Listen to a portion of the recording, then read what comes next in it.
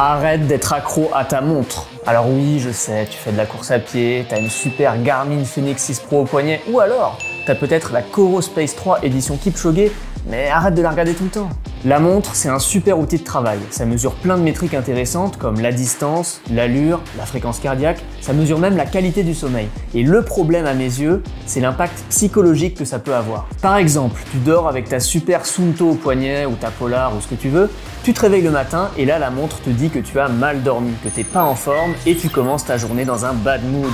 Alors que si ça se trouve, tu t'étais même pas rendu compte que tu avais mal dormi. En vrai, si les données de la montre te permettent d'optimiser ton sommeil, évidemment c'est très bien. Mais si ça affecte négativement ton humeur et ton énergie, là c'est un problème. Autre exemple, tu viens de faire un footing tranquille, donc c'était pas une séance de qualité, il n'y avait pas d'enjeu particulier, t'as kiffé ton footing, t'as le sourire aux lèvres, tu synchronises ta montre et là la montre te dit niveau de performance moyen.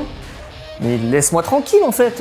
Alors la montre a sûrement raison, hein. Peut-être que la performance du footing est vraiment moyenne, si la fréquence cardiaque est trop élevée à cause de la fatigue des entraînements précédents par exemple. Mais justement, le footing de récup sert à assimiler cette fatigue, donc pas besoin d'être rabat-joie avec un niveau de performance moyen. Autre problème de la montre, t'es en footing tranquille, donc c'est pas une séance de qualité, il n'y a pas d'enjeu particulier et tu regardes ta montre tout le temps, tu veux tout savoir en temps réel.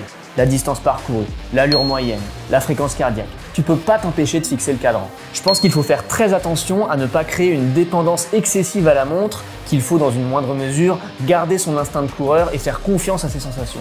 Je précise que j'ai été moi-même addict à ma montre. Les premiers footings que j'ai fait avec celle-ci, j'avais tout le temps les yeux rivés dessus. C'est une addiction que je suis en train de combattre en fait. Alors, je trouve ça normal et pertinent de jeter quelques coups d'œil à la montre en séance d'intensité pour s'assurer qu'on est dans la bonne zone d'effort, ça oui bien sûr, mais pas besoin de regarder la montre pendant un footing. Sauf si on est débutant et qu'on ne connaît pas ses allures d'endurance fondamentale, auquel cas là oui bien sûr, c'est important de regarder sa montre en footing. C'est aussi important d'être accompagné par un coach dans la découverte des différentes zones d'allure, parce que c'est pas évident à gérer quand on débute, et ça tombe bien, je suis entraîneur de course à pied, je suis là pour t'aider à devenir un meilleur coureur que la veille.